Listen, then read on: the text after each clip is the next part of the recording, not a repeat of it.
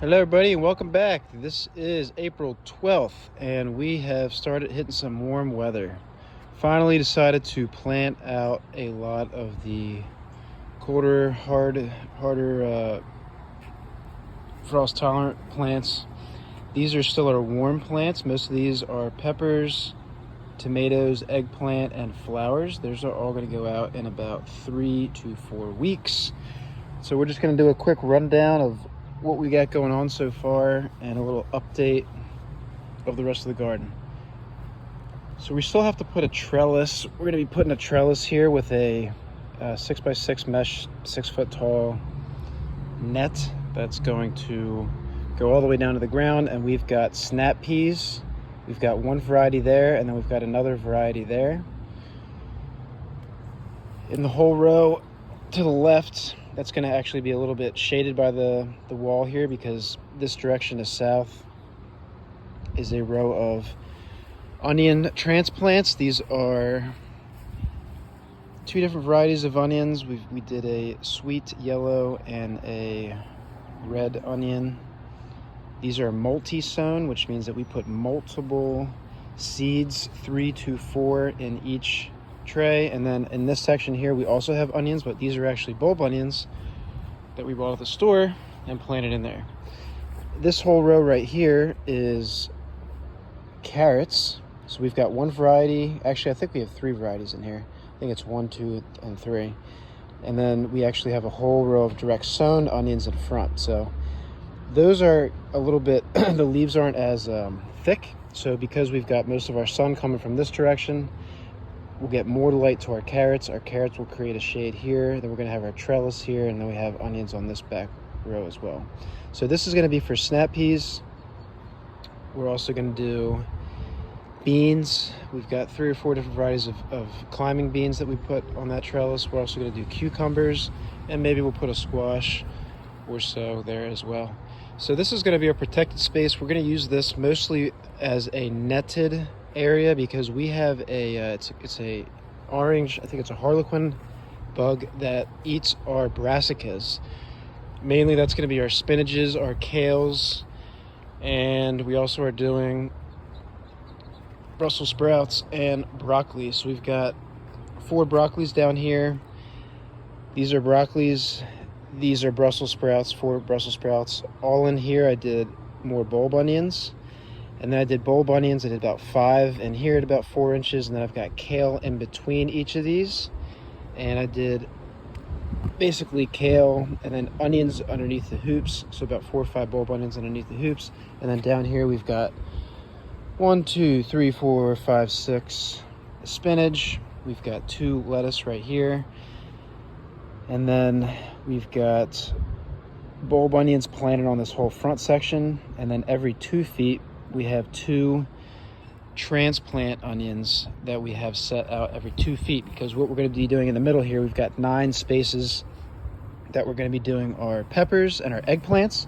So we'll have 9 different peppers and eggplant up here, followed by, we're going to do another trellis in the back here, and we're going to have tomatoes interspersed in here too. So we should have 4 or 5 tomatoes that will use more vertical space in the back.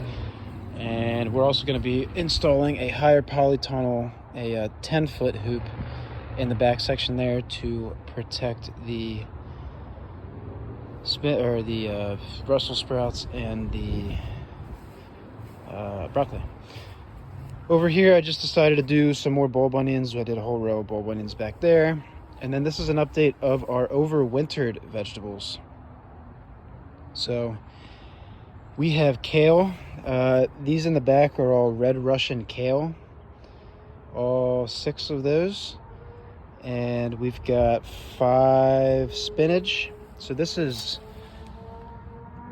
you can see how big these spinach are. These were planted back in November.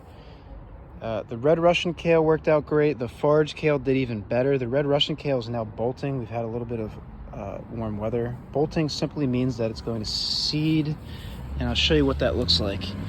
When you start seeing flowers, your brassicas will produce a flower. It kind of looks like a head of broccoli, but this will turn into a flower. That means it's bolting, which means it's going to seed, which means it's going to start getting bitter.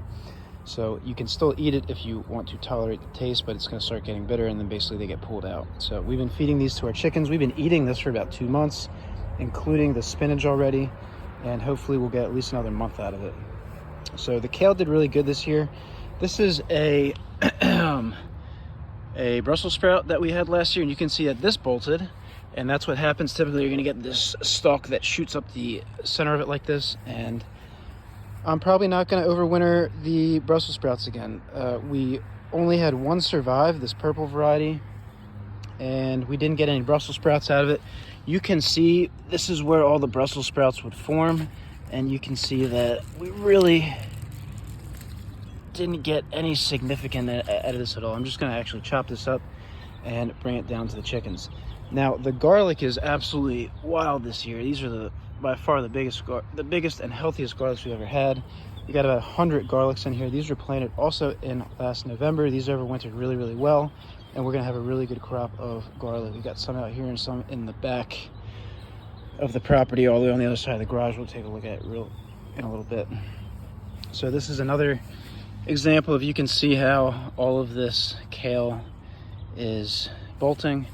I actually like eating these. These are kind of like shoots, and they're edible. They're pretty good. And then this is also some red Russian to the left, but then this is the forage kale. So the forage kale is not bolting, and I've been picking a lot of this for the chickens. So that's what we got going on over here. We do have that little plant right there is a celery. It's the only one that survived our transplants.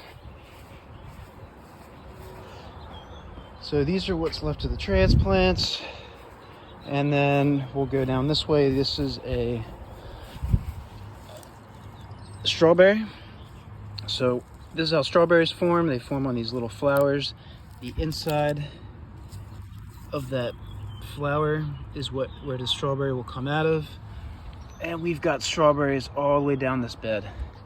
So they are very, very heavy feeders. You typically do not grow them with other plants, but our soil, I kind of fertilize more to create a lot of nutrition in the soil, as well as our top dressing with 1 to 3 inches of compost every year really gives the strawberries a ton of food to eat. In the back here on this trellis, we have a variety of snap pea, and then I did another 2 set of snap peas at every pole, so they'll climb up those poles. This is a bunching onion that's been growing for about 3 years. It just keeps coming back. And then walking into the back here, we direct sowed snap peas back here. So there'll be snap peas. I think we did it every foot. They're just starting to sprout. That's thyme. That looks really, really healthy. And then again, our garlic. And it is April 12th. And these will actually probably get harvested in between mid-May and mid-June. Because they're so large, they're probably going to be on the earlier side of that this year, because we had a very mild winter. And these are grapevines, and we can see that the grapes are really great. The vines are starting to bud. So these guys will go out.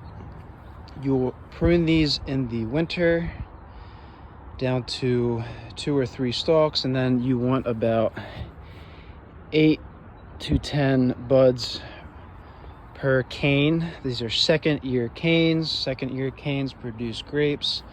You want to prune them back till you get about 8 to 10 per cane, and that's going to concentrate all of the energy of the grapevine into the grapes. So these are, I think this is the 4th year for this one, and this one's the 3rd year for this one. This one actually died back, didn't come back the 2nd year, and then the 3rd year actually grew all the way out to here. So this is actually the 4th year for this one and the 5th year for that one. And that's about it. We'll grow some other stuff back here, but that is the update for April 12th. I hope everybody's having a good time growing and picking up tips. Like and subscribe for more videos and more content, and go outside, get your garden growing, and also help your neighbor get their garden growing too.